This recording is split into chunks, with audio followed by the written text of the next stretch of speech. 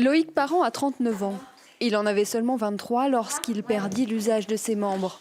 À l'époque, il était installateur pour un sous-traitant de France Télécom. Le jour de son accident de travail, une tempête de neige avait endommagé de nombreuses lignes téléphoniques. On devait travailler à deux. Et mon patron a refusé qu'on aille à deux parce qu'il y avait trop de travail. Et donc je me suis présenté sur la ligne endommagée. Et quand je suis monté au-dessus du poteau, l'attache du câble avec la tension et le froid a cassé et il m'a pris en dessous du cou. Il m'a brisé les cervicales, C4, C5.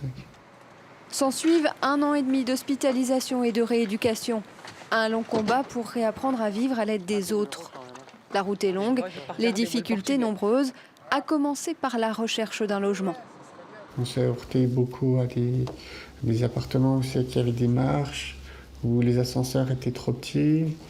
Et pour finir, on a trouvé quand même quelque chose, mais qui était accessible, mais pas adapté. C'est-à-dire que je pouvais rentrer avec mon fauteuil. Par contre, à l'intérieur, je n'avais pas accès à la salle de bain. Malgré les douleurs quotidiennes, il s'accroche. Aujourd'hui, l'écriture est sa porte de sortie, son espace de liberté. Dans son livre « Les tribulations d'un homme brisé », Loïc se raconte sans phare et sans complainte. J'avais besoin d'extérioriser pour pouvoir, pour pas péter un plomb, on va dire, si vous comprenez. Ouais. Voilà. Ça va permettre à peut-être certaines personnes de relativiser un peu plus sur les petits problèmes qu'ils peuvent avoir. Peut-être se dire, en fait, c'est pas si grave. Cet ouvrage est aussi un coup de gueule où sont dénoncées les failles d'un système de santé qui ne reconnaît pas le travail des soignants et auxiliaires de vie à leur juste valeur.